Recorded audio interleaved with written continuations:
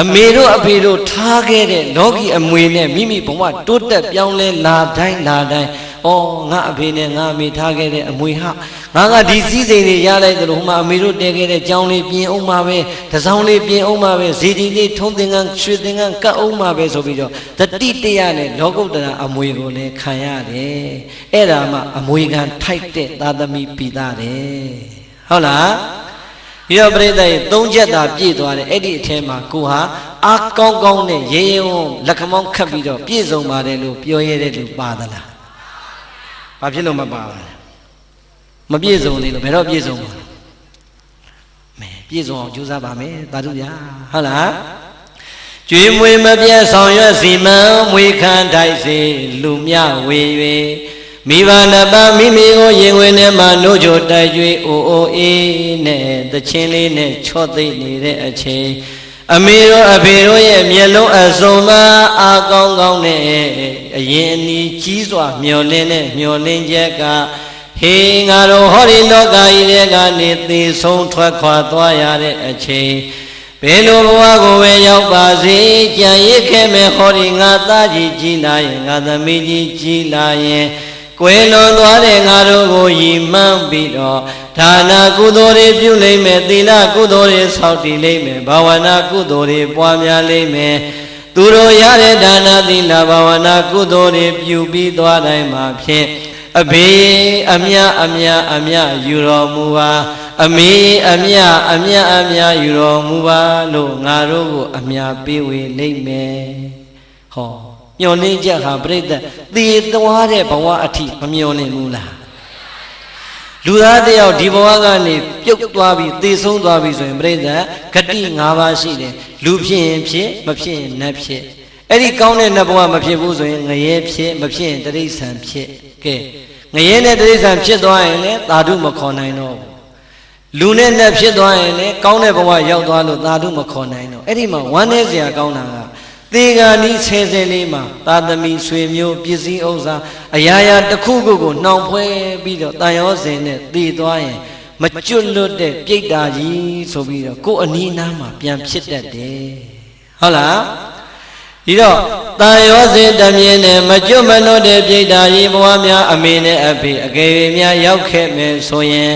မသေးခင်ကိုယ်နှိုးကြိုးတိုက်ကြွေးတဲ့လူမမဲအရွယ်လေးတွေကမျောလင်းထားတဲ့အတိုင်းငါသားလေးကဘယ်အချိန်များအများဝေမလဲငါသမီးလေးကဘယ်အချိန်မှအများဝေမလဲလို့အမေတို့အဖေတို့များတမလွန်ဘဝပြိတ္တာကြီးဘဝကစောင့်မျှော်နေကြမယ်ဆိုရင်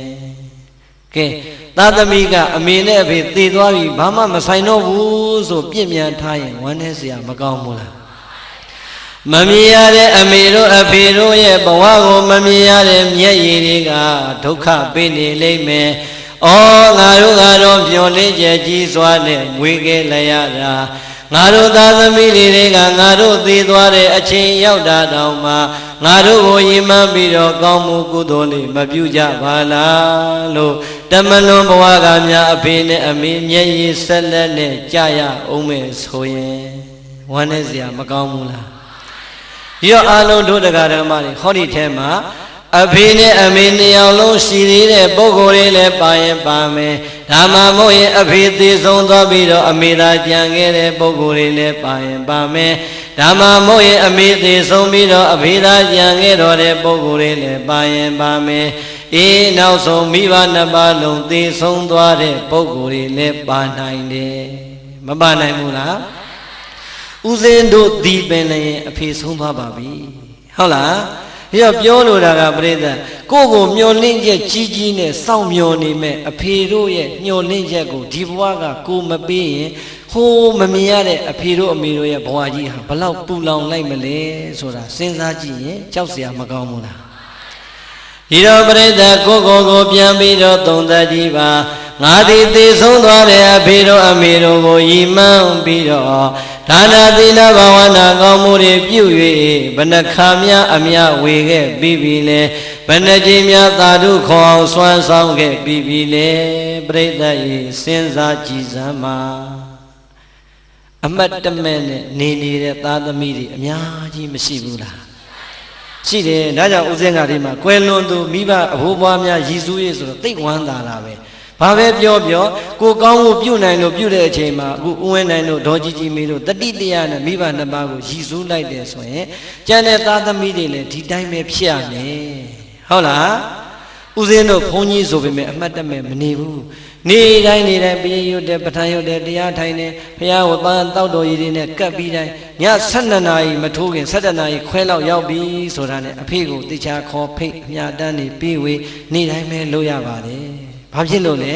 အဖေမျောလင့်နေမယ်ဆိုတာကိုယ်တိုင်လည်းသိနေတဲ့အတွက်ကြောင့်ဒီမျောလင့်ချက်ဟာတရက်မဟုတ်တရက်တနေ့မဟုတ်တနေ့အဖေမျောတဲ့အချိန်နဲ့ကိုပေးတဲ့အချိန်မြန်တိုက်ဆိုင်သွားရင်အဖေဟာအာရပါရသာဓုခေါ်ကျွတ်တန်းဝင်မှာပဲဆိုတဲ့အသိစိတ်ဟာအမြဲတမ်းနှိုးဆော်နေလို့ပါဟုတ်လားဒီတော့အာလုံသောဒုဒကဓမ္မပေါင်းသူတော်ကောင်းနေအမေနဲ့အဖေကိုတကယ်ချစ်တယ်တကယ်မြတ်နိုးတယ်တကယ်တန်ဖိုးထားစုံမတ်ကြတယ်ဆိုရင်ကွယ်လွန်သွားတဲ့မိဘနှစ်ပါးကိုဘဝမှာခြားသွားပြီဆိုပြီးတော့ပြင်မှထားပါနဲ့အမေတို့အဖေတို့မျောလင်းသွားတဲ့မျောလင်းချက်နံပါတ်၄ကအမြတ်တမ်းပေးဝေဖို့ကြံပါသေးတယ်ဟုတ်လားပြောငါကောင်းမှုတွေဘလောက်အမြဝေပေးပြီလေလို့စဉ်းစားဖို့လိုပါတယ်မဝေရသေးရင်ဘာလုပ်မလဲဝေရမယ်ပြိတ္တအလှကြီးကိုစီတီးဖြောတိလှူနေမှာမဟုတ်ဘူးနေ့စဉ်မိမိရဲ့ဘဝထဲမှာပဲဆွမ်းလေးကပ်ပန်းလေးကပ်ရေချမ်းလေးကပ်အိမ်မှာဆွမ်းငံကြွတဲ့ဘုန်းကြီးလေးပဲဆွမ်းရင်တစ်ခွက်ဆွမ်းလေးတစ်စွမ်းလောင်းပြီးတော့အဖေနဲ့အမေကိုအမြဝေရင်မရဘူးလားရတာပဲသို့တော်ပြိတ္တအလွန်လွယ်တဲ့အလုပ်ဖြစ်ပါလျက်ကနေအတော်မေ့နေတဲ့သားသမီးတွေအများကြီးမရှိဘူးလားရှိတယ်ဒါဆိုရင်အဲ့ဒီသားသမီးတွေအမွေခံထိုက်ပါမလားပရိသတ်ရေကိုပြန်ပြီးတော့သုံးသပ်ကြည့်စမ်းမှာငါဒီအမွေခံထိုက်တဲ့သားသမီးဖြစ်နေသလားအမွေခံမထိုက်တဲ့သားသမီးဖြစ်နေသလားစဉ်းစားကြည့်ရဲကြီးစဉ်းစားပြီးရင်မြန်ကြီးပြင်လိုက်အချိန်မမီဘူးလားမိပါသေးတယ်ဟုတ်လားဒါဆိုရင်စောင့်လေမျိုးနွယ်ဝန်ကားသွဲပြင့်မွယ်သားတို့တာအမေတို့အဖေတို့ရဲ့နောက်ဆုံးမျောလင်းချက်ကလည်းအံ့ဩလောက်အောင်ကိုချီးမွမ်းလောက်ပါတယ်ဟုတ်လားလောကကြီးထဲမှာကိုမရှိတော့ဘူးပြိတ္တဖြစ်ချင်ရဖြစ်ဆိုပြီးတော့များမေတို့ဖေတို့လောကကြီးထဲကထွက်ခွာသွားတာဟုတ်ရလားစဉ်းစားကြည့်စမ်းငါတို့အမျိုးကဘုရားတရားသံဃာယရဏမြတ်သုံးပါးတဲ့ကံရဲ့အကျိုးကိုပြတ်သားစွာယုံကြည်ကြတဲ့ဗုဒ္ဓဘာသာမျိုးနွယ်စုတွေဖြစ်တယ်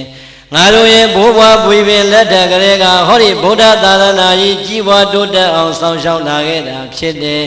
အေးငါတို့မှာဟောဒီသာသမီတွေလောကကြီးမှာကြံရည်အောင်ထားခဲ့တဲ့အတွက်ကြောင့်ငါတို့ရဲ့ဗုဒ္ဓသာသနာကြီးကလည်းဘယ်တော့မှမကွယ်ပနိုင်ဘူးမွေးဖွားလို့ကြံခဲ့တဲ့ဟောဒီငါသားငါသမီးတွေကငါတို့ရဲ့ဗုဒ္ဓသာသနာကြီးကိုနေအောင်လက်အောင်ဗမာထွန်းလင်းပြောင်းနေအောင်အမြဲတမ်းအမွေခံဆက်ထိန်ဖို့ရန်အမျိုးအနွယ်ကိုစောင့်ရှောက်ပေးကြမှာလို့ကိုလူမျိုးကိုစောင့်ရှောက်ပေးဖို့ရန်အတွက်လေအမေတို့အဖေတို့မျော်လင့်မြန်နေကဲကိုလူမျိုးကြီးလောကကြီးတွေကပျောက်မသွားအောင်အမေတို့ဖေတို့မမျော်လင့်ခဲ့ဘူးလားမျော်လင့်ခဲ့တယ်စောင့်လေမျိုးနွယ်တဲ့ကိုယ့်ရဲ့မြန်မာကိုယ့်ရဲ့ဗုဒ္ဓဘာသာဆိုတဲ့စောင့်လေမျိုးနွယ်ခုံဟာအခါတဲ့သာသမီတွေအစင်ဆက်ထိမ့်သိမ့်ဖို့မလိုအပ်ဘူးလားလိုအပ်တယ်အဲ့ဒါမှပရိသတ်ရေကိုယ့်ရဲ့မြန်မာဆိုတာဒီကနေ့ကဘာမှာနှစ်ပေါင်းများစွာကြာလာခဲ့တဲ့မြန်မာဟာပျောက်သွားပြီလားရှေးဘိုးဘွားဘီပင်လက်ထက်ကစောင့်ရှောက်ထိန်းသိမ်းခဲ့တဲ့မြန်မာဆိုတဲ့ဂုံလေးရှိနေလို့ကြံနေတာကျွတ်တို့လက်ထက်ကြမှာတောင်လုံးမြောက်လုံးတောင်တွေးမြောက်တွေးအတွေးခေါ်တွေမှားပြီးတော့ဘာသာကြလင်လို့ပေါင်းသိမ်းမယ်ဆိုရင်ကျွတ်တို့မျိုးနွယ်ကြီးကကြောက်เสียမကောင်းဘူးလားကြောက်เสียကောင်းတယ်စောင့်လေမျိုးနွယ်ဟောမယ်ဆိုရင်မိုးလင်းလောက်တယ်နော်ပြိဿဟောဒီထဲမှာတို့ညီမငယ်တွေအရွယ်တွေအများကြီးပါတယ်မြန်မာဗုဒ္ဓဘာသာဟုတ်တယ်မဟုတ်လားအမေကလည်းမြန်မာဗုဒ္ဓဘာသာအဖေကလည်းမြန်မာဗုဒ္ဓဘာသာဘိုးဘွားဘီပင်ကိုမျှော်ကြည့်လိုက်စမ်းမှာမြန်မာဗုဒ္ဓဘာသာကိုလက်ထက်ကြမှာပြိဿရဲ့တခါတဲ့ပြောကြသေးတဲ့တချို့ကမလေး open the door တဲ့ဒီခေကြီးကတခါပေါက်ဖွင့်ထားတဲ့ခေကြီးတဲ့အုံနောက်တွေဖွင့်ထားနှလုံးသားတွေဖွင့်ထားကလားတော့ဗမာတော့တရုတ်တော့နားမလဲဘူးကြိုက်ရင်ယူချလိုက်တဲ့သွားပြီဟုတ်လားအဲ့တော့ပြိဿ open the door တကားပေါက်ကြီးဖွင့်ထားတယ်ဆိုတော့အုံနောက်တကားပေါက်ပဲဖွင့်နှလုံးသားတကားသွားမဖွင့်နဲ့အကုန်ဝင်လာလိမ့်မယ် ဟုတ်တယ်မို့လားပြိတ္တလှတာမြင်မကြည့်ခြင်းဘူးလားမှန်မှန်ပြောလှတာမြင်မကြိုက်ဘူးလားကြိုက်ပြီးရင်ပြိတ္တအဲ့ဒီဟာနှလုံးသားကကြိုက်တာအုံနောက်ကနေပြီးတော့စဉ်းစားမယ်လှခြင်းတလောက်လှကြိုက်ခြင်းတလောက်ကြိုက်ဟေးငါကမြန်မာရွှေမြန်မာရွှေဗုဒ္ဓဘာသာသူကဘာကောင်းကြီးလဲသွားခက်တော့အဲ့လိုအုံနောက်ကလိုက်နေရမယ်လှတာမြင်တိုင်းသာကြိုက်မယ်ဆိုရင်ပြိတ္တကျွတ်တို့ဗမာဘုန်းကြီးတွေမြန်မာနိုင်ငံပြန်လာစရာအကြောင်းရှိပါမလားဩဘာကြီးတာလဲဟမ်ရှိတာကိုကျုပ်ပြောတယ်ကျွတ်တို့လည်းပုထုဇဉ်ပဲလှတာမြင်မမြင်ဘူးလားပိတ်ထားလို့ရပါမလားဟာကွာနဲ့တော့နေသေးတယ်ကွာချောလိုက်တာကွာပြောတယ်မပြောဘူးလားပြောတယ်သို့တော့ချောခြင်းတလောက်ချောပါစေကွာငါ229သွဲသိက္ခာဖုတ်တာတဲ့ဖုန်ကြီးပဲကွာဆိုပြီးဘာမှမတတ်နိုင်တော့ဟုတ်တယ်မလားပရိသတ်အတိနဲ့တတိခံစားချက်နဲ့အုံနောက်တွဲပြီးတော့အမြဲတမ်းထားဘယ်တော့မှမမားဘူးဟုတ်လားအဲ့ဒီလိုမှမဟုတ်ဘဲနဲ့သာပရိသတ်ကိုနာကတ်လာသမျှသာ OKB ထင်ပြီးတော့ပါသွားမယ်ဆိုရင်ပရိသတ်သင်္ကန်းတော်မှာတစားစီပဲ့ထွက်သွားအောင်ဟုတ်တယ်မလားအဲ့တော့ပြောလို့တာကကိုဟာမြန်မာဆိုတဲ့အတိငါမြန်မာရဲ့အမျိုးအနွယ်ကိုစောင့်ထွင်းရမယ်ဆိုတဲ့တတိတာရှိပရိသတ်လှကျင်တဲ့လောက်လှကိုနှလုံးသားကိုထိခိုက်ပါမလားအခုတော့ပရိသတ်ကြီးကျွတ်တို့ရွှေမြန်မာတွေကရွှေမြန်မာနဲ့တော့ပြောနေတာပါတခါရွှေရတဖြည်းဖြည်းနဲ့ပေးရကြလာဟိုစိကရက်ဘူးတွေကလရွှေလောက်ဆင်းကြံတော့တယ်ဟုတ်လား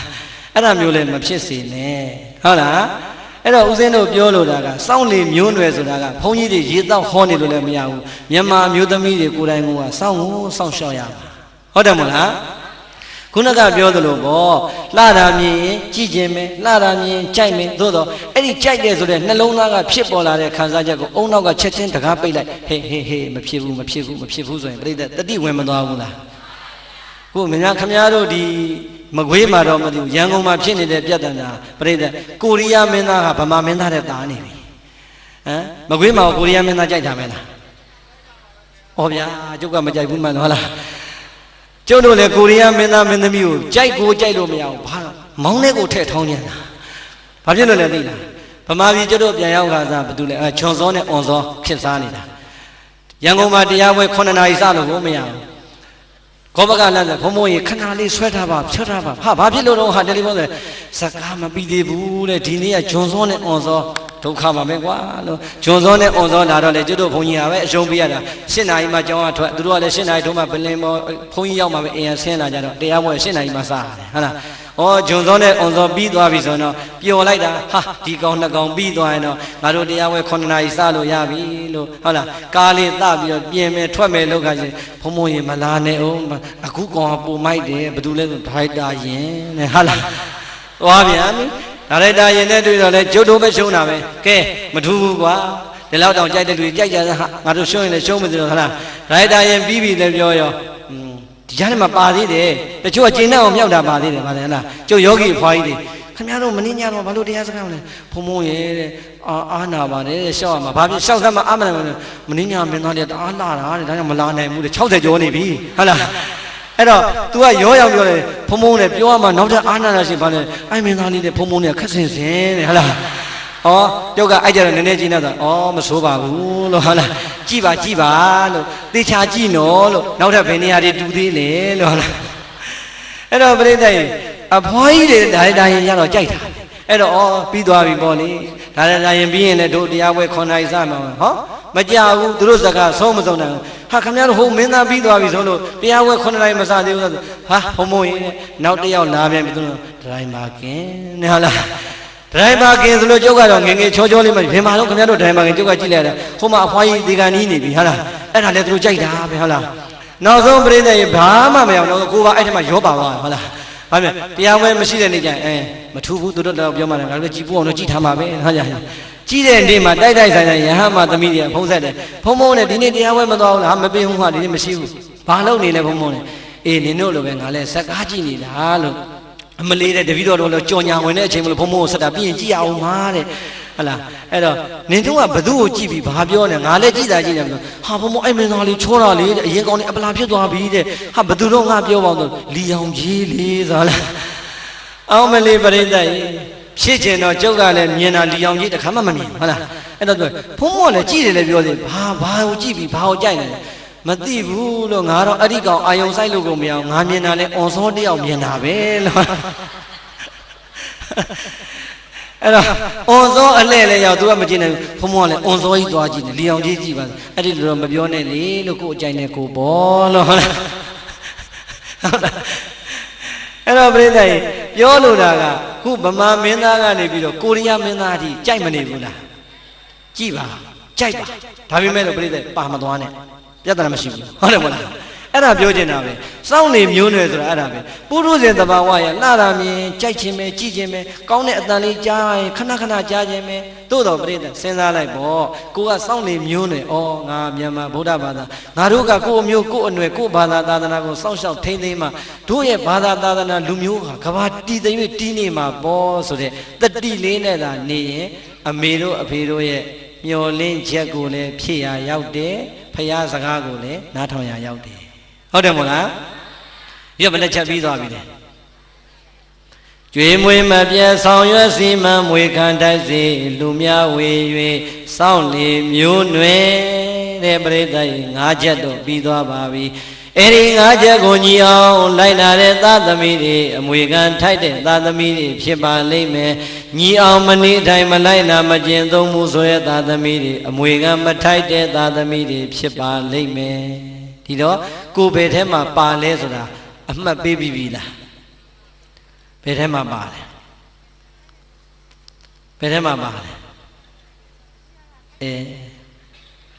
ပလင်ဘောကဘုန်းကြီးမစင်မချင်းတရားပွဲဆိုတာပြီးတယ်မရှိဘူးနော်မေးလို့မပြောလို့ကတော့ဆင်းကိုမဆင်းဘူးဟုတ်လားမိုးလင်းလင်းမစီဟုတ်လားဟမ်ကဲပြိဿရဲ့ဒီ၅ချက်လေးဟာအမှတ်တမဲ့ပေါ့ပေါ့လေးနေတော့ငငယ်လေးရလာတဲ့လင်္ကာလေးဆိုတော့အမှတ်တမဲ့ပဲမနေဘူးလားအရေးမကြီးဘူးလားဘသူတွေရဲ့တန်အောင်လဲသားသမီးတွေရဲ့တန်အောင်ပြောတော့အဖိုးကြီးဖွားကြီးတွေသဘောမကျဘူးလားမလီဘုန်းကြီးရဲ့တပည့်တော်ပြောခြင်းတဲ့စကားတွေကိုတော်ကိုစားပြောပေးတာမနဲ့မှဟောဤစိတ်ငကဝုတ်ကုံမူလာလူအောင်မှာဆိုပြီးတော့များစိတ်ကူးပေါက်ရင်ပေါက်နေအောင်မှာဟမ်အဲ့တော့ပြိဿအဖိုးကြီးတွေအဖွားကြီးတွေဝမ်းသာတာကိုလည်းကျုပ်ကသဘောပေါက်ပါတယ်ဒါသားသမီးပြောရင်မိဘတွေကသဘောကျတာပဲငါတို့ကိုစားပြောပေးတယ်ပေါ့ဒါပေမဲ့လို့အကုန်လုံးလဲဝမ်းသာမနေနဲ့ဟုတ်လားဟိုတုန်းကဘုန်းကြီး၃-၄ပါးကျောင်းပေါ်မှာထိုင်ပြီးတော့စကားတွေပြောနေတယ်ကျောင်းတကာနဲ့ကျောင်းမှာလည်းဘုန်းကြီးတွေနဲ့မတွေ့တာကြာလို့ဆိုပြီးတော့ကဲကျောင်းသွားကြအောင်ဟေးတို့ဆရာတော်ကြီးနဲ့လည်းမတွေ့တာကြာပြီဆိုတော့ကျောင်းအောင်နာဝင်ပြီးတော့နေအောင်တော်ရမတက်နဲ့ဘုန်းကြီးတွေတရားများထိုင်နေသလားမသိဘူးတော့ကြာတရားမထိုင်နဲ့တရားထိုင်နေတို့အတွက်အနောက်ဆက်ပြောမယ်ဆိုအောက်ဝင်လိုက်တော့ဘုန်းကြီးတွေကတရားမထိုင်ကြည့်ဘူးအဲ့ဒီနေ့ကျမှရင်နှွေးတုံးနေနဲ့ရွာထဲကအကြောင်းပြောနေတာဟုတ်လား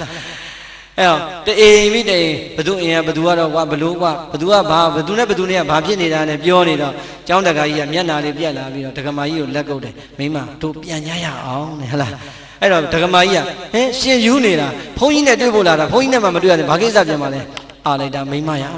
အပေါ်ကဘုန်းကြီးတွေရွာထဲကအကြောင်းတအိမ်မိတအိမ်ပြောနေတာတို့အိမ်နာရောက်ခါနေပြီဟာခုလည်းပဲသိမပြောနဲ့ကိုယ်အိမ်နာရောက်ခါနေပြီဟုတ်လားအဲ့တော့သားသမီးလေးတွေကိုမိဘတွေကဒီလိုမျောလင့်သွားတာကိုအားလုံးကတတ်မှတ်လိုက်တော့သားသမီးဝတ္တရားဆိုပြီးတော့မပြောဘူးလားမှန်ပါတယ်သားသမီးတို့ရဲ့ဝတ္တရားဆိုရင်လေဒီစကားကမှန်တဲ့စကားပါပဲအေးမိဘနှစ်ပါးရဲ့ယင်တွေကအသေးတွေကမျောလင့်ချက်၅မျိုးဆိုရင်လေအလွန်ကိုမှန်တဲ့စကားပါပဲဟုတ်လားဒါဆိုရင်ပြိဿရဲ့လောကကြီးကတခါတခါမှအတဲ့ကြီးပေမဲ့ပြောင်းပြန်တွေ့ရတတ်တယ်တခါတခါပြောင်းပြန်ကြည့်ပေမဲ့အတဲ့ဖြစ်တတ်တာလည်းရှိတယ်သားသမီးလေးတွေကမှန်ကန်ပြီးတော့မိဘတွေကဗလချဖြစ်နေတာလည်းမြောင်များစွာရှိတတ်တယ်မရှိဘူးလားရံပွဲစတော့မယ်ဟုတ်လားအဲ့တော့ပြိဿတချို့မိသားစုဘဝတွေမှာကျတို့ရွာတွေမှာလည်းရှိတယ်မြို့တွေမှာလည်းရှိတယ်သားလေးတွေသမီးလေးတွေကဘုန်းကြီးတွေနဲ့ယဉ်ကျေးအောင်ပေါင်းတခါတည်းဘာသာရေးစာပေတွေလိုက်စားစာအုပ်စာပေတွေဖတ်ပြီးတဲ့အခါကျတော့အသင်းအဖွဲ့လေးတွေဖွဲ့ဟုတ်လားဘာသာတရားနဲ့ယဉ်ကျေးမှုလုပ်ငန်းလေးတွေလုပ်နေပေမဲ့အိမ်ကမိဘနှစ်ပါးကတောင်ပြောမြောက်ပြောနဲ့ပိကက်ကက်နေတဲ့မိဘနှစ်ပါးရောမရှိဘူးလားပြိဿအများကြီးပဲဟုတ်လားတော်တော်များများလည်းရှိတယ်အဲ့တော့ပြိဿစဉ်းစားကြည့်သားသမီးလေးတွေကဘုရားကျောင်းကံကိုသွားမယ်ဘာသာရေးပွဲတွေမှာသွားမယ်ကာယကံကုသိုလ်တွေနဲ့ရအောင်ယူမယ်ဝစီကံကုသိုလ်တွေနဲ့အာရပါရနဲ့ခေကြွေးပြီးတော့တိုက်တွန်းနေမယ်အေးအဲ့ဒီလိုသားသမီးလေးတွေကအာရပါရနဲ့ဘာသာသာသနာလုပ်ငန်းလိမ္မာစွာလုပ်နေပြီမဲ့တချို့အိမ်မကြံတဲ့အဖေကတဏီကိုမိုးလင်းကမိုးချုပ်ပါလုံးမမလုံးလက်ဖက်ရည်ဆိုင်မှာထိုင် TV ကလာတဲ့ဘောလုံးပွဲကိုပရိသတ်လောင်းတို့မနိုင်တာတစ်မျိုးလောင်းတို့နိုင်တာတစ်မျိုးအကုန်လုံးအချိန်ကံပေးပေးတေးတေးနေတဲ့အဖေကြီးတွေလည်းရှိတတ်ပါတယ်မရှိဘူးလားတချို့အမေတွေပို့ဆိုးသေးတယ်ထမင်းကစောင်းတင်အတက်မဝဲဘူးတခါတည်းတရင်ဝင်ထွက်တယ်နံပါတ်ရှာနေတဲ့အမေတွေအများကြီးပဲမရှိဘူးလားသားသမီးကဖခင်เจ้าကရောက်နေပဲအိမ်ကအမေကမနဲ့9နာရီထမင်းမချက်ရတယ်ဘာဖြစ်လို့မနဲ့ထမင်းစားကဏ္ဍအတွက်နံပါတ်ရှာလို့ကောင်းတော့ရှိတယ်ဟုတ်လားအဲ့ဒီလိုမိဘတွေရောမရှိဘူးလားအဲ့တော့ပြိဿအဲ့ဒီလိုမိဘတွေရှိနေတဲ့အခါကျတော့မိဘတွေရဲ့နှလုံးသားမှာတကယ်တော့ကောက်ချက်ချလိုက်ရင်တရားတရားမရှိလို့ပဲဟုတ်လားဖခင်ကိုမယုံကြည်တာတရားကင်းလို့တရားကိုမယုံကြည်တာတရားကင်းလို့သံဃာကိုမယုံကြည်တာတရားကင်းလို့မိမိပြုလုပ်လိုက်တဲ့ကောင်းမှုကံသည်ကောင်းကျိုးကိုပေးမယ်မကောင်းတဲ့အကုသိုလ်ကံသည်မကောင်းကျိုးကိုပေးမယ်လို့ယုံကြည်မှုမရှိသေးတာသည်တရားမရှိလို့တဲ့တရားမရှိတဲ့မိဘနှစ်ပါးကဘာသာတရားကိုဥပေက္ခပြုနေပေမဲ့သာသမီလေးတွေကဘာသာတရားနဲ့အလွန်ကိုနီးကပ်နေတတ်တယ်ဒီတော့အဲ့ဒီလိုသားသမီးနဲ့မိဘကြားမှာပြဿနာဘယ်ကစလဲဆိုရင်အဲ့ဒီကကြတော့ပြောင်းမြန်သားသမီးကအဖေနဲ့အမေကိုအားမလို့အားမရဖြစ်ရတာရောမရှိဘူးလားအဲ့တော့အားမလို့အားမရဖြစ်ရင်းကနေသားသမီးလေးရပြန်ဟာဘီတို့မိတို့ကလည်းဗျာဘုန်းကြီးတွေကနေအစုံကလာပြီးတရားဟောတာခင်ဗျားတို့ကဒီတရားပွဲလေးတော့သွားမနာကြဘူးလားပထမတော့ပြပြသားသားပြောတယ်နောက်ကြတော့တော့ကွာပြောမနေချင်ဘူးဘာဖြစ်မဲ့ဟာကြီးတွေလည်းမသိပါဘူးဆိုပြီးတော့ပြိတ္တဝစီကံနဲ့လည်းပြစ်မှားမိတတ်တယ်ဟုတ်လားဒါကြောင့်အဲဒီလိုမိဘနဲ့များနေရတဲ့သားသမီးတွေပါခဲ့ရင်အဖေနဲ့အမေဘာကြီးပဲဖြစ်နေပါစေကာယကံနဲ့လည်းမပြင်းမပါနဲ့ဝစီကံနဲ့လည်းမပြောဆုံးမပြင်းမပါနဲ့မနောကံနဲ့လည်းမပြင်းမပါနဲ့မိဘနှစ်ပါးကလည်းသားသမီးလေးတွေရဲ့နှုတ်ဖျားမှာသားသမီးလေးတွေရဲ့လက်မှာသားသမီးလေးတွေရဲ့စိတ်မှာအကုသိုလ်ကာယကံဝစီကံမနောကံတွေမလွန်ကျူးမိအောင်ပြုပြင်ပေးလိုက်ပါဟုတ်လားသားသမီးဟာသားသမီးပဲမိဘဟာမိဘပဲမိဘမကောင်းရင်မကောင်းတဲ့အကုသိုလ်ကသူ့ပဲအကျိုးပေးမှာသားသမီးကမကောင်းတဲ့မိဘကိုသွားစော်ကားရင်စော်ကားခွင့်ရှိသလားမရှိဘူးအဲ့တော့ညီငယ်ညီမငယ်တွေကိုမှားလိုက်မယ်အဲ့ဒီလိုမိဘနှစ်ပါးလေဖရာတရားတန်ခါယန္နာမြတ်သုံးပါးကိုဘာမှမယိုသေးမကိုင်းဆိုင်မှုဆိုရင်စိတ်လည်းမကောင်းမဖြစ်နဲ့အားလည်းမငယ်နဲ့ဝမ်းသာလိုက်စားငါကံကောင်းတဲ့သားသမီးတစ်ယောက်ပဲလို့အဲ့ဒီလိုဝမ်းသာလိုက်ပါဘာကြောင့်ကံကောင်းတဲ့သားသမီးဖြစ်ရတာလဲတကယ်လို့သာမိဘနှစ်ပါးကသာဘုရားတရားတန်ခါယန္နာမြတ်သုံးပါးနဲ့အမြဲတမ်းကုသိုလ်ရအောင်နေကိုကဘာမှပြုတ်ခွင့်တော့မှရလိုက်မှာမဟုတ်ဘူးဟုတ်လားဒါကြောင့်မိဘနှစ်ပါးရဲ့နိုးဘိုးနဲ့ချွေဘိုးကိုကြည်အောင်ဆက်တဲ့ဤကိုမြတ်စွာဘုရားကမိန့်တော်မူထားပါတယ်ကျွတ်တို့ငယ်ငယ်ကပြောဘူးတယ်မို့လားဟေးဟေးမိဘကျေးဇူးဆက်နော်မင်းတို့မိဘကျေးဇူးဆိုတာဘုရားတော်မှာနှုတ်တလုံးမှုပဲကြည်တယ်ဆိုတာမပြောဘူးလားဟုတ်သလားဘာလို့မဟုတ်တာလဲ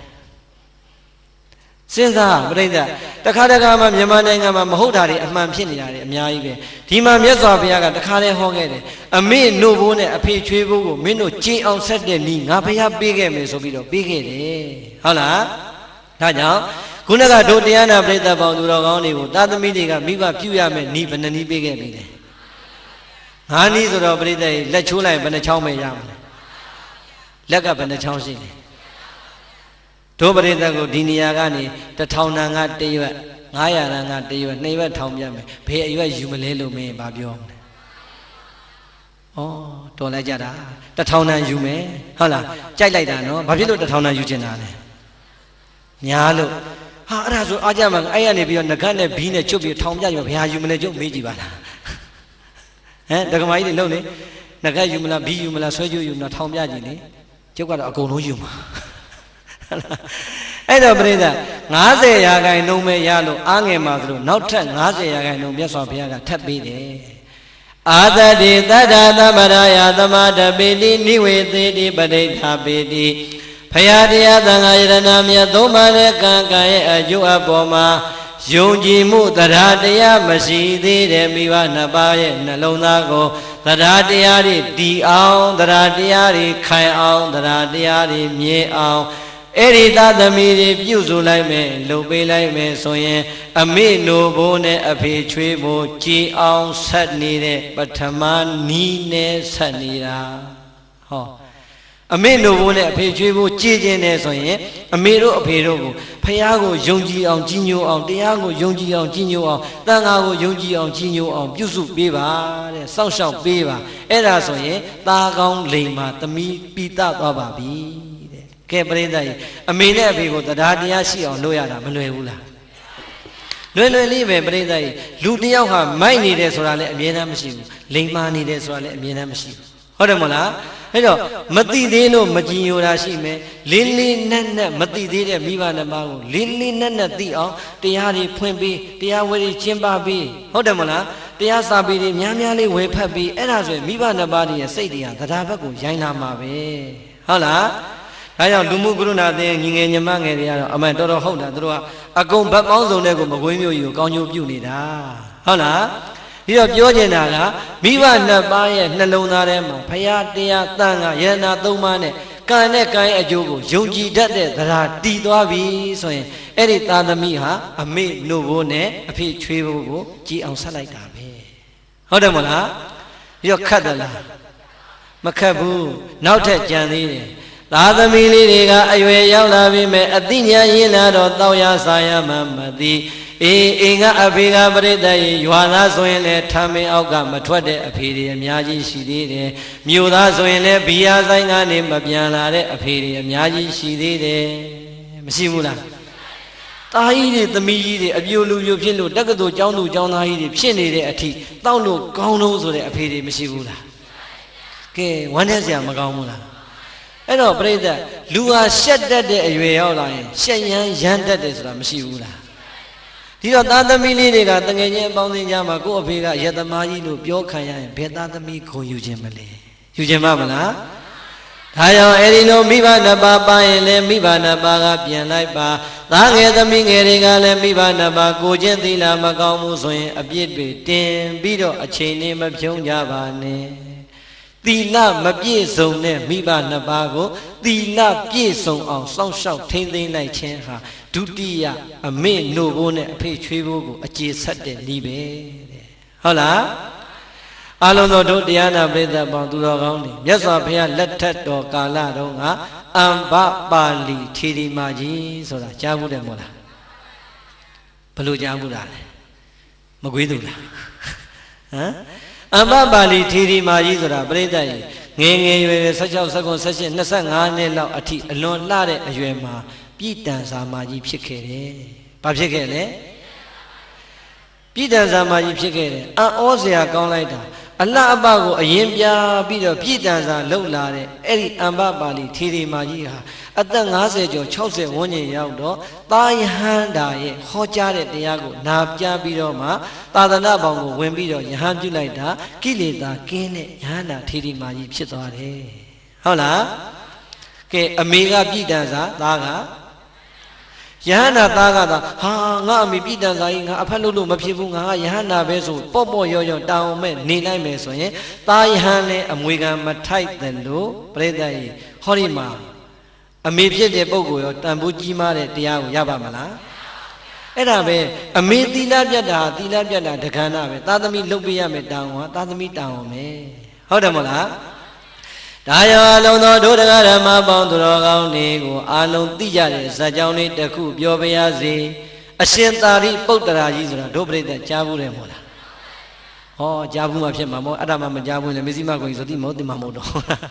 အဲ့တော့အရှင်သာရိပုတ္တရာကြီးပြိဋိဘံစံတော့ဘယ်မှာစံလဲကဲဆရာလေးတရားကြည်ကြည်ပြောလေခင်ဗျားတို့ပဲသိတဲ့လူပါမှာဘသူအိမ်မှာပြိဋိဘံစံလဲအမေအိမ်ဟုတ်လားတိုင်းပြည်ကရှင်မင်းလေးကိုးကွယ်တော်မူနေတဲ့ရှင်သာရိပုတ္တရာမြတ်စွာဘုရားရဲ့သာသနာမှာလက်ရရပညာအရာဣတရရတော်မူတဲ့အရှင်သာရိပုတ္တရာပရိနိဗ္ဗာန်စံဖို့ရန်ရပ်ပိုင်းသာကြံတော့တဲ့အချိန်အမေကိုပြန်ပြီးသတိရလိုက်တော့သာသမီ9ယောက်ယဟန္တာတွေရဲ့အမေသာရိပုဏ္ဏမကြီးဟာဗုဒ္ဓဘာသာမဖြစ်သေးဘူးတဲ့ဟုတ်လားဒီတော့ပရိသတ်ကြီးစဉ်းစားကြည့်နော်အမေဗုဒ္ဓဘာသာမဖြစ်သေးဘူးအမေဟာဘယ်မှာနေလဲဟိုတောကျုံအောင်ကြားကနာလကဆိုတဲ့ရွာငယ်လေးမှာနေတာပြီးတော့ရှင်မေကိုယ်ွယ်ခံရတဲ့ငါဟာအမေစီသွားမနေတော့ဘူးဆိုတဲ့စိတ်ဓာတ်လည်းထားလို့မရဘူး။အော်ကြည်စမ်း ငါတို့သားသမီး9ယောက်ကယဟန္တာထေရီတွေထေရီမာကြီးတွေဖြစ်နေကြပြီမဲ့ငါတို့ရဲ့အမေတဲ့မြတ်စွာဘုရားရဲ့သာသနာမှာတရားတရားလေးတောင်မှမပေါ်သေးပါလားဒီတော့အမွေခံမထိုက်တဲ့သာသမီတွေမှာငါတို့ပါသွားလိမ့်မယ်အမေကိုနောက်ဆုံးကျေးဇူးဆက်တဲ့အနေနဲ့ငါတရားဟောဖို့ပြန်ရမယ်တဲ့သွေးအန်တဲ့ယောဂတန်းလန်ကြီးနဲ့အမေရဲ့အိမ်ကိုပြန်တရားမရှိသေးတဲ့အမေကိုတရားတရားတွေရှိအောင်သွေးအန်တဲ့ယောဂတန်းလန်နဲ့ဟောကြားလိုက်တာတဆင်ပြီးတဆင်အမေနှလုံးသားထဲမှာတရားသီလစာကပညာဒီတရားတွေကိန်းသွားပြီဆိုမှအမေဗုဒ္ဓဘာသာစင်စစ်ဧကံဖြစ်ပြီဆိုတဲ့အချိန်ညမှာအရှင်သာရိပုတ္တရာကြီးအမေဘေးမှာပဲပြိဋိဘံစံတော်မူတာဟုတ်လားဒီတော့အရှင်သာရိပုတ္တရာလို့မထေရမြတ်ကြီးတောင်မှပြိဋ္ဌအမေကျေးဇူးကိုမဆက်ဖဲနဲ့ပြိဋိဘံစံရလားအရှင်သာရိပုတ္တရာရဲ့ကောင်းခွက်တွေနဲ့ဟောပေးလိုက်တဲ့ကျေးဇူးဆက်တရားဟာအမေနှလုံးသားမှာတရားတွေခိုင်သွားတယ်သီလတွေခိုင်သွားတယ်ဟုတ်လားဒါကြောင့်သာသမီဟာသာသမီပဲသာသမီဟာမိဘကိုပြစ်မှားခွင့်ရှိသလားမရှိဘူးနံပါတ်1နဲ့2ပြိဿရဲ့ဘယ်နေရာမှာရေးရေး1ဟာ100ရဲ့နောက်မှာရေးရင်ရောဘာဖတ်မလဲ1ပဲ2ရဲ့နောက်မှာရေးရင်ရော9ရဲ့နောက်မှာရေးရင်ရော1ဟာ1ပဲဟုတ်လားသာသမီကဆရာဝန်ဖြစ်ပါစေအင်ဂျင်နီယာဖြစ်ပါစေဗိုလ်ချုပ်ကြီးဖြစ်ပါစေသာသနာပိုင်ဆရာတော်ကြီးပဲဖြစ်ပါစေအေးအဲ့ဒီသားကိုမွေးဖွားလိုက်တာဘသူလဲဆိုတဲ့သမိုင်းကြောင့်ကဘယ်တော့မှဖြောက်လို့မရပါဟုတ်လားဒါကြောင့်ကိုတော်ခြင်းတလောက်တော်တက်ခြင်းတလောက်တက်အဖေနဲ့အမေဟာ1ပါပဲတဲ့နှစ်နေရသွားထားလို့မရပါဘူးဟုတ်လားဒါကြောင့်အမေနိုးဘုန်းနဲ့အဖေကျွေးဘုန်းကိုကြည်အောင်ဆက်ခြင်းတဲ့သာသမီမှန်ရင်သီလမရှိသေးတဲ့မိဘနှစ်ပါးကိုသီလပြည့်စုံအောင်ကြိုးစားပြီးတော့စွမ်းဆောင်ပါအမေနဲ့အဖေရဲ့နှလုံးသားမှာသီလတွေတည်ပါစေသီလတွေခိုင်ပါစေသီလတွေမြဲပါစေခုနကပြောတဲ့တရားနဲ့သီလနှစ်ချက်ပေါင်းရင်လေအမေနိုးဘုန်းနဲ့အဖေကျွေးဘုန်းကိုကြည်အောင်ဆက်နေရရောက်တဲ့သာသမီပါဟုတ်လားနံပါတ်3အမေနို့ဖို့အဖေချွေးဖို့ကြည်အောင်ဆက်တဲ့သာသမီကြတော့ဘာလဲဆိုရင်မေစရိစာကသံဗရာယသမဒပိတိနိဝေသေတိပဋိဋ္ဌာပိတိတဲ့တချို့မိဘတွေအဖိုးကြီးတွေအဖွားကြီးတွေလှူရတန်းရပေးကမ်းရမှာကစီမနေဘူးလားလှူရတန်းရမှာကစီသိမ့်နေတယ်ဘာဖြစ်လို့လဲရှေးကဖြစ်လာတဲ့မိဘတွေဆိုတော့ရှားရဖွေရတဲ့ဒုက္ခသိတဲ့အခါကြစ်ကြစ်ပါအောင်ဆိုးပြီးတော့ထုတ်ထားတာလူမို့တန်းမို့များပြောလို့ရှိရင်ပြိဿသိတ်ကိုလက်မခံဘူးဟုတ်လားအဲ့တော့အဲ့ဒီလိုအတူနေရတဲ့သားသမီးတွေကကိုယ့်မိဘနှစ်ပါးကိုလေအဲ့ဒီအကျင့်စရိုက်တွေပြန်သွားအောင်ဒါနလမ်းကြောင်းတွေဖွင့်ပေးရတယ်ဟုတ်လားဟောဒီမှာကရုဏာအသင်းကဘာတွေလုပ်နေလဲအခုတော်တော်များသွားပြီကြုတ်ဖတ်ကြည့်တာဖတ်လို့တော့မပြီးသေးဘူးတရားဝဲမှာပင့်လို့လိုက်လာရတာဟုတ်လားဒီတော့တခါတည်းနာရေးကူညီမှုတဲ့လှုပ်လာလိုက်တာအောက်ဆီဂျင်ဘူးလူသားတွေအခုဆေးရုံနဲ့လုံးမယ်နောက်ထပ်လည်းလှူစရာတို့သူတို့မှတန်းစီပြီးတော့စီမံကိန်းတွေဆွဲထားတာပြိဿ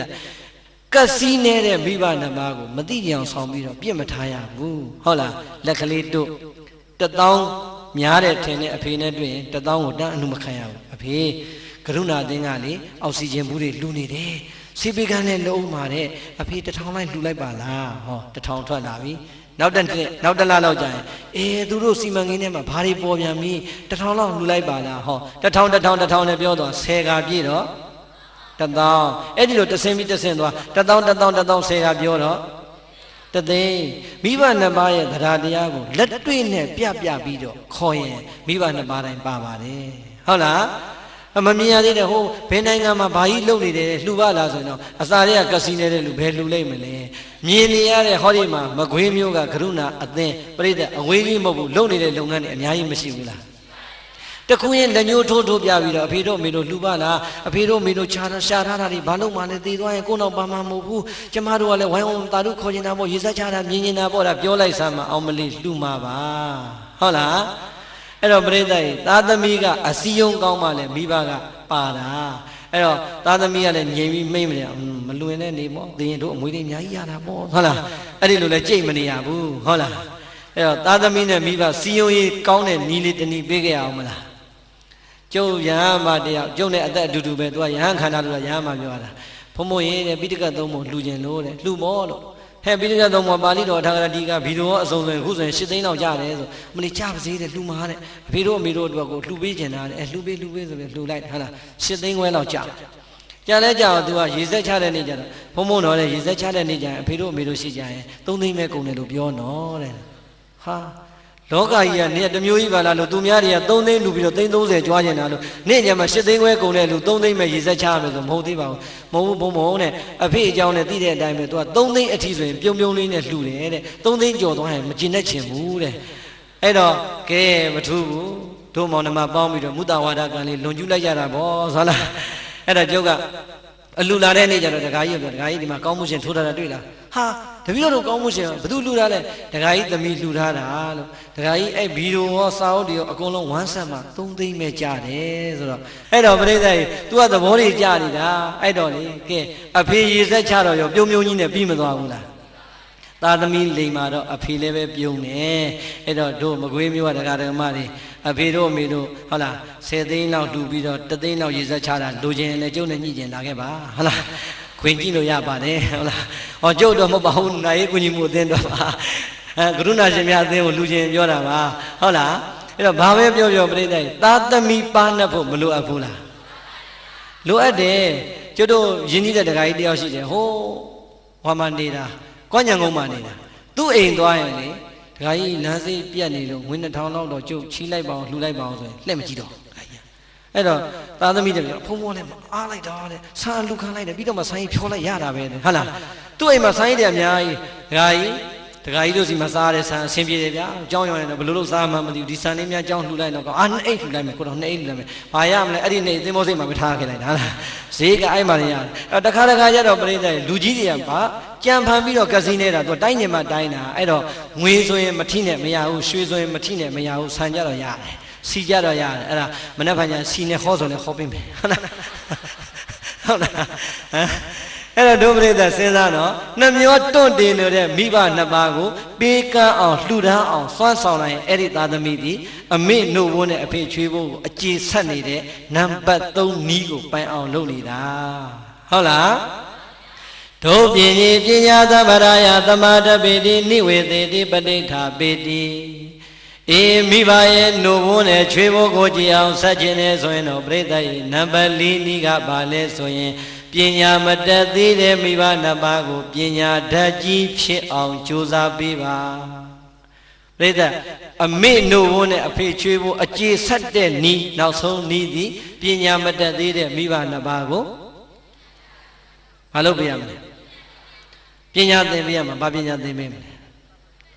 ABC သင်ပေးမှာဟမ်ပြိဿပညာနဲ့ပြောနေတာလောကီပညာလောကုတ္တရာပညာမရှိဘူးလားဒီအဖေနဲ့အမေသွားပြီးခုကြမှာအာသုံးလုံးသင်လို့ရပါအောင်မလား ABC သင်လို့ရပါအောင်မလားမသင်နဲ့တော့ဟုတ်လားဟောဒီဘဝမှာတတ်သမျှပညာတွေဘလောက်ပင်တတ်ပါစေဘလောက်ပင်တော်ပါစေဝေဒုဂုံတို့ဒီဂရီတွေပရိသတ်ရဲ့ဘလောက်ပင်များပါစေတဘဝတဏ္ဍစာတော်မှမနှဲကိုဝအောင်ရှာရတာပါဟုတ်တယ်မို့လားကဲများတို့ရတဲ့ BA BSc ပွဲရှာမနေဘူးလားတလားကိုကျွေးမနေအောင်မနှဲစားမနေအောင်လားအဲ့တော့ပြိဿဒါကြီးကိုပညာကြီးပဲအစစ်ကြီးပဲဆိုကင်ဆုပ်မာနတွေတက်မနေနဲ့မစ္စည်းမကိုကြီးဒေါက်တာဘဏ္ဍဘွဲ့ရပြိဿအမေဘဏ္ဍဘွဲ့ရမဟောပဲနဲ့ရပါမလား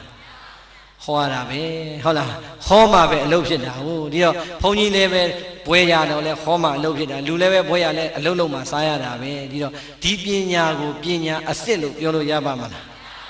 သို့တော့လောကအနေနဲ့ဆိုရင်မပြည့်စုံလို့ရပါမလားသို့တော့ပြိဿဒီလောက်နဲ့ယက်ထားလို့မပြီးဘူးအမေတို့အဖေတို့ရဲ့ယုတ်တရားနာတရားမှာဝိပဿနာတရားမှာမရှုပွားသေးရင်ဝိပဿနာဉာဏ်ဆိုတာလဲနှလုံးသားထဲမှာပေါ်လာမှာမဟုတ်ပါဘူးအဲဒီကတစ်ဆင့်မြင်အောင်ကျင့်လိုက်တဲ့မဉဏ်ဘုံဉာဏ်ပညာဆိုတာလဲမိဘ2 ပါးရဲ့အသိဉာဏ်ထဲမှာတွေ့မှာမဟုတ်ပါဘူးတဲ့ဒါကြောင့်အဖေတို့အမေတို့ရဲ့နှလုံးသားမှာဝိပဿနာဉာဏ်မဉဏ်ဘုံဉာဏ်တရားကောင်းတွေတွေ့ဖို့ရန်အတွက်မိဘ2 ပါးကိုတရားအားထုတ်နိုင်အောင်စီစဉ်ပေးပါဟုတ်လားမိဘ2 ပါးကိုတရားအားထုတ်နိုင်အောင်တရားတွေနာနိုင်အောင်တရားတူတရားမြတ်တွေရအောင်ကြိုးစားပေးလိုက်တဲ့သာသမီ မိဘနှစ်ပါးရဲ့နှလုံးသားမှာတရားတွေတည်သွားပြီခိုင်သွားပြီဆိုရင်အဲ့ဒါအမေနို့ဘိုးနဲ့အဖေချွေးဘိုးကိုကြည်အောင်ဆက်လိုက်တဲ့သာသမီပိသတော်ပြီတဲ့ကဲတို့တရားနာပရိသတ်တွေအမေနဲ့အဖေကိုတရားစခန်းဘယ်နှခါပို့ပြီးပြီလဲလူ1000ကျော်လောက်ကဖြန်တော့မဖြစ်ဘူးအမေနဲ့အဖေကိုလည်းတရားစခန်းတခါမှမပို့သေးပါဘူးတပည့်တော်တို့ကလည်းမသေးသေးဘူးထင်လို့သွားဖို့တောင်မစင်စားသေးပါဘူးဟုတ်လားအဲ့တော့ပြိဿစဉ်းစားနော်မိဘနှစ်ပါးရဲ့ဘဝဟာကိုယ့်ကိုလူလားမြောင်အောင်လှုပ်ကြွေးခဲ့ပြီးပညာတတ်အောင်သင်ပေးခဲ့ပြီးအိမ်တော်ရသားတွေချပေးခဲ့ပြီး60ကျော်လာတဲ့အမေနဲ့အဖေရဲ့ဘဝမှာဘဝတန်တရာခရီးအတွက်အမြဲဆုံးဖြစ်တဲ့ဝိပဿနာတရားလေးမှာအာထုတ်ခွင့်ရမသွားဘူးအာထုတ်ခွင့်ရအောင်စီစဉ်မပေးလိုက်နိုင်ဘူးဆိုရင်ပြိဿအမေအဖေသေးလို့ငုန်းနေတာအလကားပဲဟုတ်တယ်မလား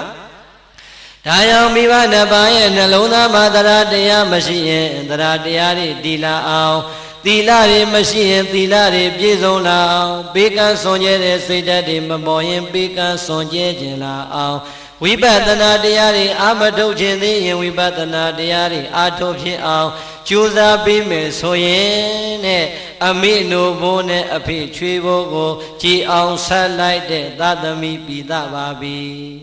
ဟုတ်လားဘေကဝေပရိသတ်လေးပါးจิตသားจิตသမီးတို့ဣဒဝတ္တဤမြတ်သောတည်မြဲခြင်းခိုင်မြဲခြင်းတို့ဖြင့်မာတာပိတရံမိဘနှစ်ပါးတို့ရဲ့အပေါ်မှာဝါမိဘနှစ်ပါးတို့ကိုဟောကတေစာ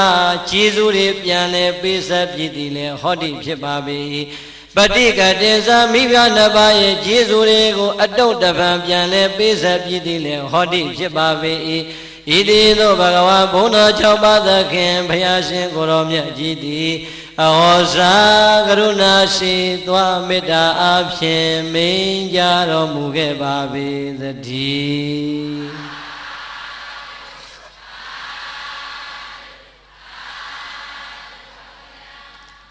ပရိသတ်ကြီးကျမ်းဖန်ပြီးသာဓုခေါ်လိုက်ရတာဟုတ်လားဘယ်နှချက်ပြီးသွားပြီလဲဘယ်နှချက်ပြီးသွားပြီလဲ